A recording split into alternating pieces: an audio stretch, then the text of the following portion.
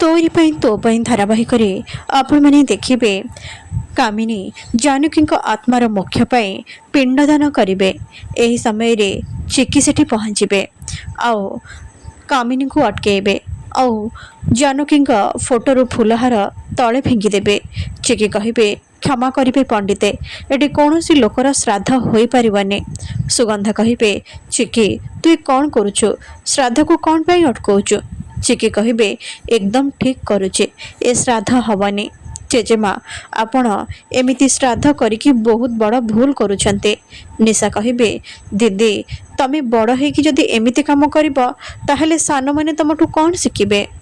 ମାଧବୀ କହିବେ, ବୋହୁରାଣୀ ତୋର ୟାଠୁ କିଛି ବି ଶିଖିବା ଦରକାର ନାହିଁ। ଆରେ ଏ ଅଲକ୍ଷଣୀ ତ ଆମ ପରିବାର ଲୋକଙ୍କୁ ଆଗରୁ ବହୁତ ହଇରାଣ କରି ସାରିଛେ, ଆଉ ଏବେ ଜାନକୀ ଦିଦିଙ୍କ ଆତ୍ମାକୁ ବି ଭଲରେ ରହିବାକୁ ଦଉନି, ତାଙ୍କୁ ବାରମ୍ବାର କନ୍ଦେଇ ଚାଲିଛେ। ଚିକି କହିବେ, କୋଉ ଆତ୍ମା କଥା କହୁଛ ତମେ ଖୁଡ଼େ? କିଛି ଆତ୍ମା ଫାତ୍ମା ନାହିଁ, ଏସବୁ ମିଛ କଥା।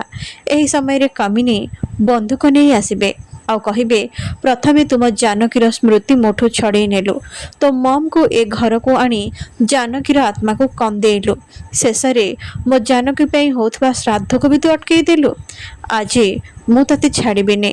ଆଜି ଯାଏ ମୁଁ କେବେ ବି ମୋ ପିଲାମାନଙ୍କ କଷ୍ଟର କାରଣ ହେଇନି, ହେଲେ ଆଜି ତୋରି ପାଇଁ ମୋ ଜାନକୀର ଆତ୍ମା କାନ୍ଦୁଛେ। ଧନଞ୍ଜୟ କହିବେ, କାମିନୀ ବନ୍ଧୁକ ତଳକୁ କର, ଏ କ'ଣ କରୁଛ? କାମିନୀ କହିବେ, ମୁଁ ଆଜି କାହା କଥା ଶୁଣିବିନି।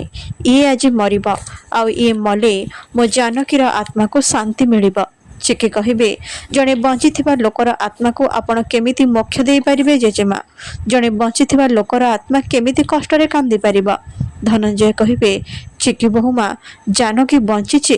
ଚିକି କହିବେ, ହଁ ସେ ବଞ୍ଚିଛନ୍ତି ଆଉ ଏ ଘରେ ହିଁ ଅଛନ୍ତି। ଧନଞ୍ଜୟ କହିବେ, ତମେ କାହା କଥା କହୁଛ ଚିକି ବୋହୁମା? ଚିକି କହିବେ, ମୋ ମମ୍ ଯଶୋଦା ରାୟଚାନ୍ଦ, ଏ ଘରର ଝିଅ ଜାନକୀ।